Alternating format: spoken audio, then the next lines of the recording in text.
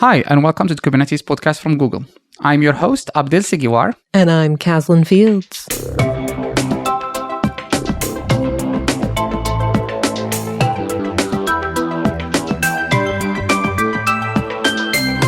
In this episode, we speak to Marvin Beckers. Marvin is a team lead at Kubernetes and contributor and maintainer of the CNCF sandbox project KCP. But first, let's get to the news. Docker announced their subscription prices are increasing. Starting November 15, Docker Pro is moving from $5 to $9, and Teams is moving from $9 to $15 per month. The price for Docker Enterprise remains the same. The Linux Foundation announced intent to form a Developer Relations Foundation, or DRF for short. The new foundation aims to address some of the challenges DevRel organizations face across the industry, like lack of clarity, recognition, and the difficulty of measuring impact. The DRF will partner with industry leaders to address these challenges and already received support from multiple companies. NetApp Insight took place September 23rd to 25th in Vegas. NetApp CEO George Kurian emphasized the importance of data for AI workloads. The company is integrating AI functions into its storage platform, enhancing interoperability to eliminate data silos, and optimizing storage for cold data. Partnerships with hyperscalers like AWS, Azure, and GCP, and NVIDIA are highlighted as key to delivering AI solutions across diverse workloads, emphasizing cost optimization, security, and sustainability in data storage. And that's the news. Hello, folks. I'm today with Marvin Beckers. Marvin is a team lead at Kubernetes and the contributor and maintainer of the CNCF sandbox project, KCP. Welcome to the show, Marvin. Thanks for having me. So before we started recording, you told me that KCP does not stand for Kubernetes Control Plane, which is the thing that's how it was described to me the first time I heard about it. So what is KCP? So it's not an official acronym, but I think the description is kind of spot on. So it's a cloud native control plane for Kubernetes-like APIs. So you get the idea, even if it's not what KCP stands for. Got it. Okay. So a cloud native control plane for Kubernetes-like APIs. So then the next question is, what is actually KCP? Like, what does people use it for? KCP is basically the idea that the Kubernetes resource model, like all the engineering that went into the Kube API server, it has become more useful than just using it for container orchestration. So it's like a decade now of, engineering and technology that went into it. And KCP is basically the idea that this is extremely useful for hosting any sort of API. And I think in the ecosystem, we see this already with a lot of projects that don't really use it for container orchestration. They use it as a control plane. If you think of projects like Crossplane, for example, that uses Kubernetes as a control plane and builds on top of the API, not necessarily on top of the container orchestration part. So then the next question becomes, why would people use KCP as a control plane instead of just using Kubernetes? Right? KCP has several features built in that are, primed for this specific use case. So because KCP thinks about APIs and not primarily about container orchestration, KCP has ways to manage APIs at scale. And KCP also has a multi-tenancy concept that you don't find in Kubernetes, which is called logical clusters. And logical clusters basically allow you to serve multiple Kubernetes API endpoints or something that looks like a Kubernetes API endpoint from the same KCP instance. So this way you can basically get a lot of Kubernetes API server endpoints with very little cost. Interesting. So you mentioned the control plane as an example, and that was one of the, KRM, I've seen KRM before, the Kubernetes resource model. And when you come into the context of anything that does something like cross-plane, then the question that naturally people ask is like, do you actually need to run, and I think you answered this question partially, but do you actually need to run the entire Kubernetes control plane with the API server, the scheduler, and all that stuff just to run cross-plane? And it seems to me like KCP is the answer to this question. Like if you don't need the container orchestration part, if you don't need the container runtime part, you could just run KCP, which gives you the control plane part, right? Yep, that's exactly the idea behind KCP. It's basically Kube without the container orchestration. Interesting. And then you have the multi-tenancy part, which basically, I'm assuming here, correct me if I'm wrong, is that only for cloud providers trying to offer things on top of KCP, or would that be useful also for like end users? I mean, we consider KCP kind of a foundational technology. We sometimes call it a framework, but it's not like a programming framework, so that sometimes confuses a bit. But basically, well, it's an API server. It's a control plane. So what you use it for is kind of up to you to build it, or what you want to build with it. So, for example, if you build a SaaS, like what you say, like a cloud provider or like a SaaS provider, they could basically start with KCP with a strong multi-tenancy setup and go from there. We could also think of this in terms of being useful for things like platform engineering, where basically you're not a cloud provider, but you're building an internal platform for developers or other people in your organization to use. So this is kind of like two of the, I think, several use cases that you could like bring KCP into. Right. Interesting. Okay.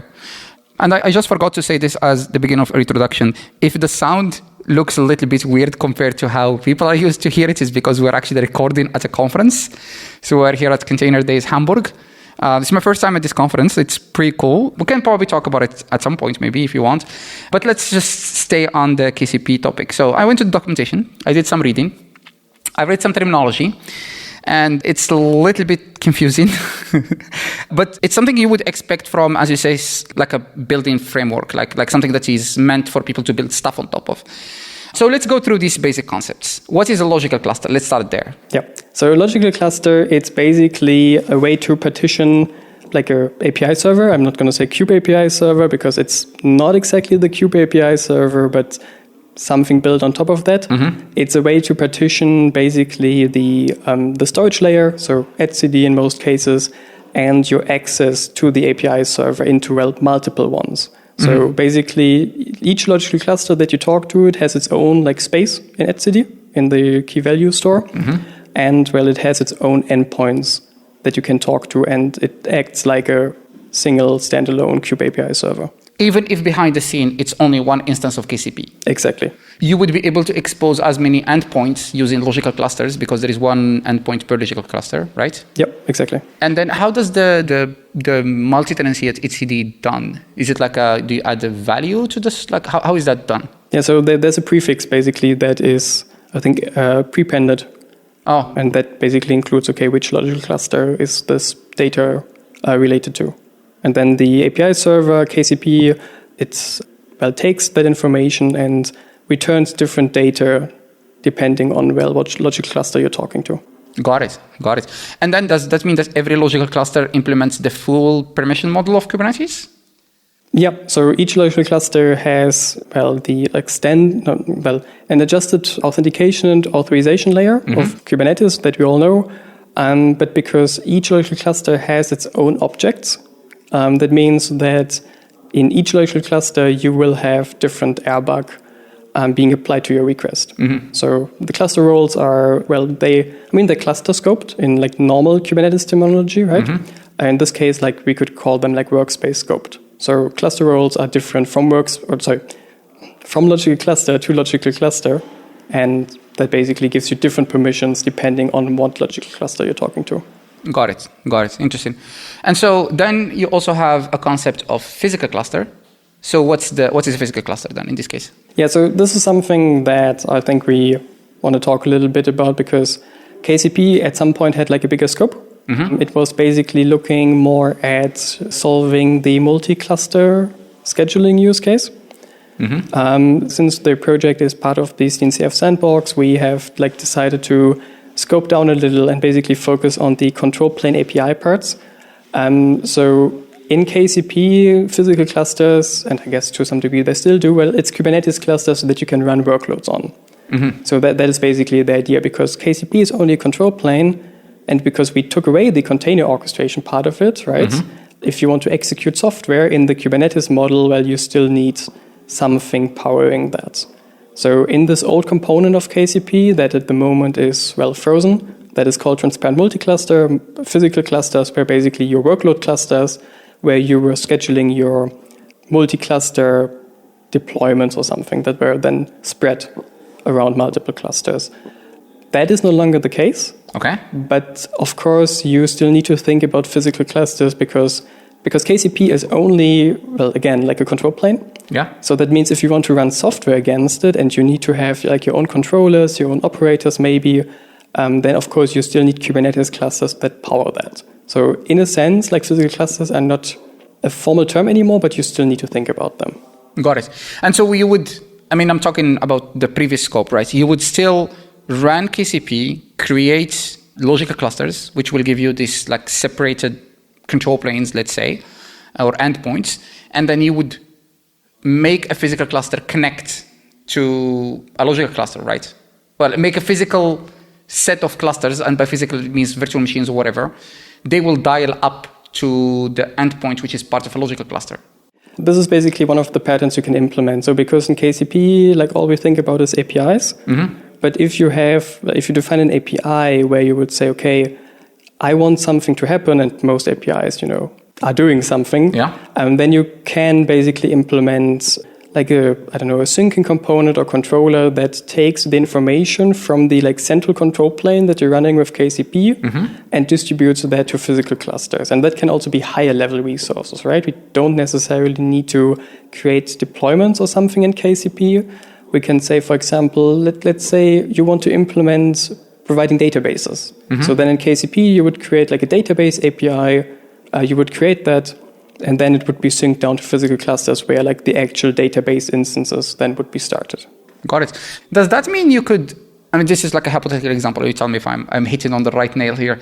Would that mean that you could potentially use KCP if you are a cloud provider that runs managed Kubernetes?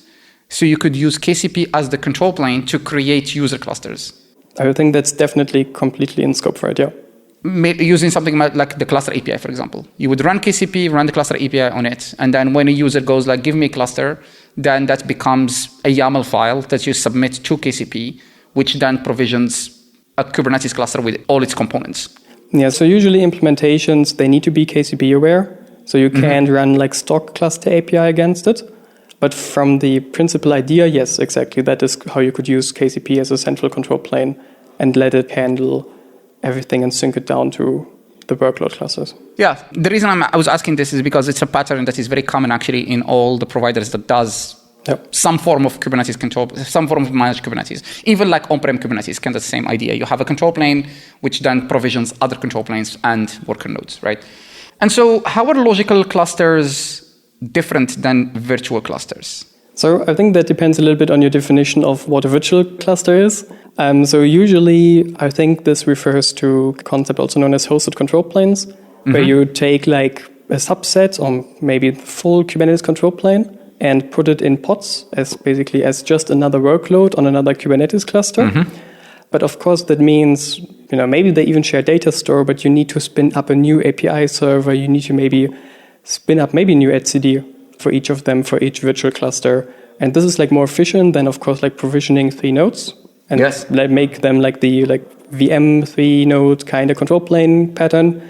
But still, logical clusters, because they only exist in this, like in the data store, and the API server does the separation, you're not spinning up any new processes, and you're not spinning up any new data store. So even like hosted control planes, they can come up pretty fast.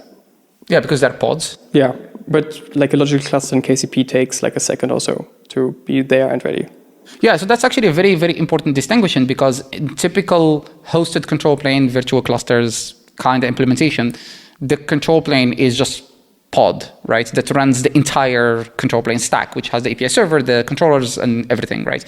But in the case of KCP, it's essentially, I've seen it in the documentation, it's like a YAML file that you create, but it doesn't really spin up anything. It just separates etcd storage layer and then implements some sort of like authorization authentication on top of that, essentially, right? Yep, exactly. It just takes basically what you give as a name, as a partition key, puts that on the storage layer, and then it's basically done. Provisions like, 5-6 resources, and then you're done.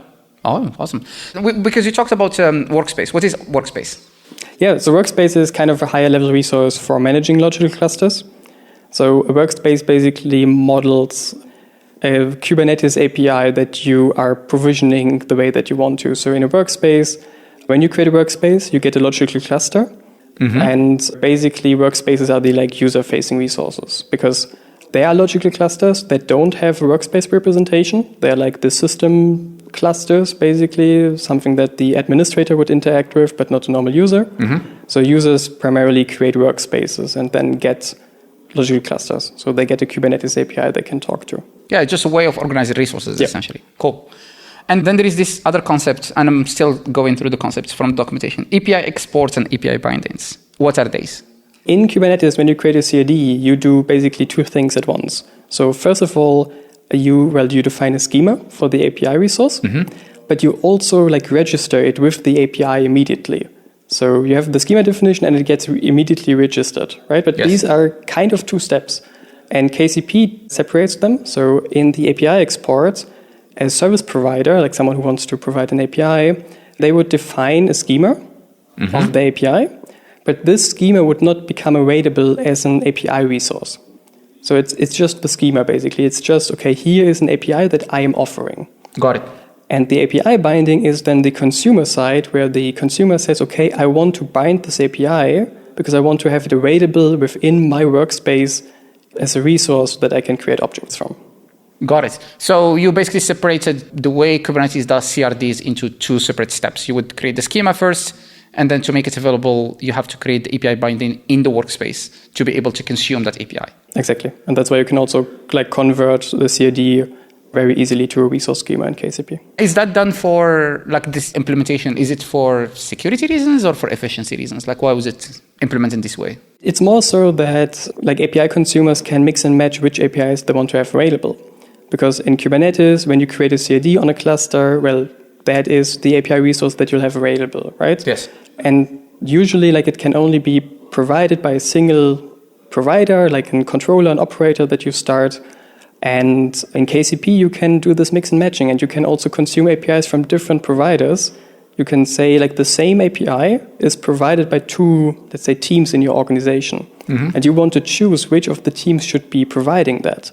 And then you select one of the API exports, basically. Got it. I mean, it's hinting toward platform engineering in a way, right? That you could, it's kind of like having a catalog of APIs available through the exports, and then you can bind your workspace to an API to be able to use that specific API, essentially. Yeah, exactly. Got it. Cool. Awesome. So we talked briefly about stuff that KCP can do, examples and stuff. But I want to go back to the concept of multi-tenancy.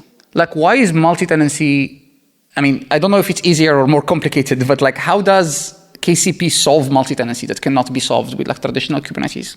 So we talked about this earlier, right? With virtual clusters, you could spin up a Kubernetes API for everyone. Each team that wants to basically work on their own, want to be self-sufficient in a way, and want to do self-services.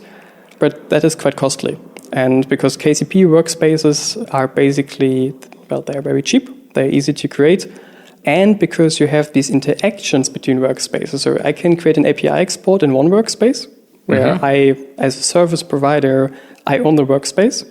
And service consumers in their workspaces, which they own, which they have full permissions to, they can create the API bindings and consume APIs across these boundaries. So teams are basically using different Kubernetes API endpoints, but they still share the system from which they can consume APIs from the service catalog that you mentioned. Yeah, so it sounds like it gives you the option to reuse APIs. While if you would do something like virtual cluster, then you don't have that option. If there is a CRD, you need to install it basically in your own control plane, right? Cool. And also the other thing that is now coming to mind is it makes, multi-tenancy is not only about separating the worker part or the data plane, if you want. It's also about separating the control plane, which is, as you said, it's cheap in KCP because you're literally just creating a YAML file, right? They're not spinning up anything. So how does KCP itself relate to the Kubernetes upstream control plane? There is a cap here that you mentioned, 4080. Can you talk about that? Yeah, so a KCP is built on mostly Kubernetes code. So where we're using large parts of that. And during development of KCP, or in the last few years, it became clear that in Kubernetes, there is, Kube API server, and this has all the container orchestration parts built in. This cap is basically more or less about code organization, where there is a step before the Kube API server, which is the generic control plane. And basically, the kube API server is now built on this generic control plane. So it takes this generic one and adds the container orchestration bits to it. Oh, got it. Okay. So if you build, like, if you want to use the Kubernetes resource model and what kube API server makes kube API server, you can take this and build your own API, component. Got it. So we've been trying to work with upstream to clear out the code and make sure that it gets this generic control plane available. But we think that if you have this generic use case and KCP is maybe too much for you, then hopefully this will now enable community members to build their own control planes based on the Kubernetes resource model. And when you mentioned that this KEP is all about code organization, does that mean that up to before this proposal was implemented or is being implemented, does that mean that in Kubernetes itself, the control plane plus the scheduler and all the other components, they were tightly coupled together? Not the scheduler, but within the kube API server, previously basically the container orchestration bits, the core APIs and all of that were all, kind of built in. Not the best one to speak about this, and basically if you take the earlier code out of it that just initializes the Kubernetes resource model and all that, but without registering the container orchestration bits, you have now this separation in the kube API server. Where there's this prototype at this generic control plane, and then the kube API server builds on top of that. Which then has the container orchestration built in. Okay, so it sounds like separating Kubernetes itself from Kubernetes to make it possible to spin up the generic control plane if you just need that, or run standard kube API server plus container orchestration plus whatever, right? Cool. That's more like code organization. All right. So we talked about this briefly, and I mentioned that when you were talking about this concept of consuming APIs across workspaces, it sounded to me like platform engineering in a way. I always call it platform engineering. How do you see KCP used today in the context of platform engineering? Do you have actual use cases that you have seen before? I think we see these use cases out there every day. With all these projects, we talked about them earlier, a lot of platform engineering is, at the moment, is based on extending the Kubernetes API with useful APIs. And I think this is basically, exactly the use case that KCP fits in, and centralizing this, because usually I don't think you can, have one central Kubernetes API, that's not what it was meant for, right? But you can build one central KCP control plane, and which then everyone can go to, have their, the bits of platform engineering in there. So say, okay, I want to create databases from it, I want to create infrastructure as a service from it, and basically from there it gets, scheduled where it needs to be, or where it needs to go. But yeah, I think what we're basically seeing is platform engineering has already taken all the benefits of the Kubernetes resource model. Yes. And probably is, more suited with something like KCP because it's meant for this kind of use case.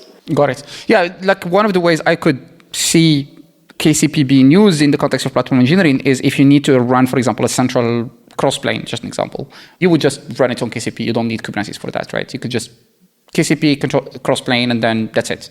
And then people can do whatever they want. I think that would be the idea, yeah. So the controllers usually need to be KCP aware. So you would need to run a cross-plane, a version of cross-plane that is KCP aware. But in principle, yes, that would be the idea. Yeah. I was talking to somebody from Kubernetes, and they were mentioning, without mentioning a name, a company, right? Let's a company, a nameless company that does hardware, right? And they were thinking about using KCP inside their hardware for stuff. Can you talk about that? Do you have an idea about that? I think in general, it's fair to say that we've been talking, the maintainers have been talking about KCP for quite a while. I joined the maintainers last year and have been, also been to conferences and talking about it. And I think what we're seeing is more interest because more and more organizations are realizing, hey, the central control plane could actually help us consolidate what we're running here. And so I think there is a need for that, and a lot of companies and organizations are looking at it. And yeah, we think that hopefully will result in official adoption at some point. Got it. Interesting. Okay. Cool. So the last question would be, how can people contribute to KCP? It's a sandbox project, right? Yep, exactly. So where can people find you? How are you looking for contributors?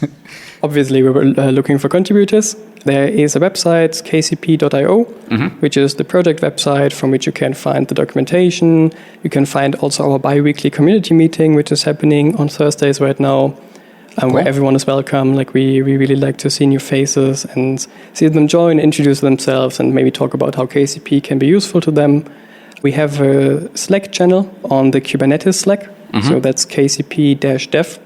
So we also love people joining there and like talking to us. I think that's the main part at the moment. Our code is obviously on GitHub, and so we're very much looking for contributors to the code, contributors to documentation, because obviously I think we found out that this is like a fairly complex topic to talk about. Yeah. So the more documentation and the more we help people get into it, the better. Awesome. And you're going to be the project is going to be probably at KubeCon North America. Yep, there's going to be one of the CNCF project kiosks, I think they're called. In the project pavilion, but yeah. Yeah, exactly. And there will be some maintainers from KCP there. Awesome. So then people can go find the maintainer and talk to them. Thank you for being on the show, Marvin. Thanks so much for having me.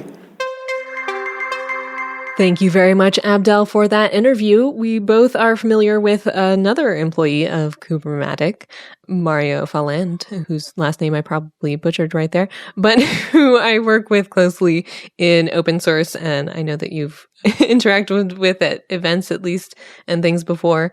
So I was excited to hear about this topic, which is also something that I think Mario works on. So tell me a bit about it. Yeah, I should start by saying thank you to Mario, because Mario provides actually the hardware.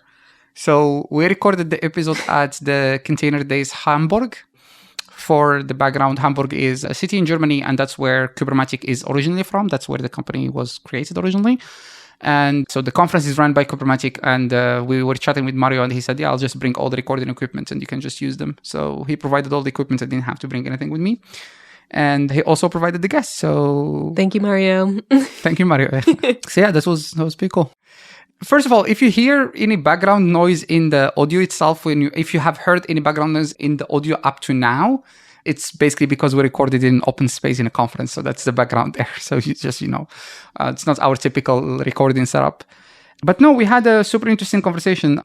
So I heard KCP before. I was under the impression it means Kubernetes control plane, but it doesn't. Yes, it clearly doesn't. And they are emphasizing it doesn't mean KCP, Kubernetes control plane. It is KCP. That's it. Okay. It doesn't particularly stand for anything, huh?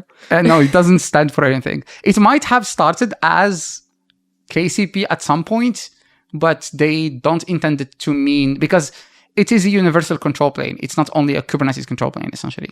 So it's a universal control plane for other types of platforms as well as Kubernetes? It's a universal in the sense that you can use it as a control plane to run cross-plane, for example. And then what you would use to control with it or with cross-plane is not necessarily Kubernetes. You would, use cross-plane to spin up all sorts of cloud resources. So it's universal in that sense that it's not necessarily just for Kubernetes. You can use it for anything else, technically. Remind me what Crossplane does. Crossplane is this open source tool that allows you to use Kubernetes resource model, KRM, to declare cloud resources, and then it will spin them up for you. So you could define a YAML file that defines, for example, a Cloud SQL database or a pub subtopic or something. So instead of using infrastructure as code like Terraform or Pulumi, you use KRM. Yeah, exactly. All right. So it's creating a control plane that uses a Kubernetes-style API to manage objects? Correct. Yeah, that's a very good way of putting it, yes. Okay. And then if you write your own operators and CRDs, then you can use it because that's just standard Kubernetes stuff, right? Right. So this is a sandbox level project with the CNCF. And just became, how long has it been a sandbox project? I don't remember exactly, but very recently. Okay, yeah, that's what I thought. Apparently, they are on their way to, not graduation, what's the thing? Incubating, yeah. So they are on their way to incubating. Yeah. So at this sandbox stage, usually a sandbox project within the CNCF is kind of just getting its legs under it from a maturity standpoint. They're establishing, of course, what the project is, working on building the resources so that it's easy for more folks to join in and contribute, working on getting more users. So once you reach the incubating stage, you are usually starting to branch out in terms of recruiting more contributors, hopefully from other companies than the original founding company of the project, since most projects do come from some kind of company. And then you are starting to have a few users that you can refer to. So did he talk at all about the journey that they've been through so far? I mean, the project started from within Kubernetes because they have their own platform that they provide a platform to be able to spin up Kubernetes on-prem or on other cloud providers. But there was reasons why they didn't want to mention some names. I mean, they didn't want to mention them already recording. I know some big companies that are actually using KCP internally. Usually with sandbox projects, it's kind of like that. A few companies are kind of testing the waters on it. They don't want to call it out until they're confident in it. Correct. But from what I understood, they are pretty confident in the maturity of the products itself or the projects and the maturity of the community. So they are... Of the technology, right? Or the technology as well. So they're very confident that they are on the right path toward incubating at least. Cool. I look forward to seeing more about it. As you can tell, I haven't listened to the interview yet, so I'm going to have to go and do that after this. But thank you so much, Abdel, for conducting that interview. I'm excited to hear more about this sandbox project in the CNCF. Thank you. That brings us to the end of another episode. If you enjoyed the show, please help us spread the word and tell a friend. If you have any feedback for us, you can find us on social media at KubernetesPod or reach us by email at kubernetespodcast@google.com. You can also check out the website at kubernetespodcast.com where you'll find transcripts, show notes, and links to subscribe. Please consider rating us in your podcast player so we can help more people find and enjoy the show. Thanks for listening, and we'll see you next time.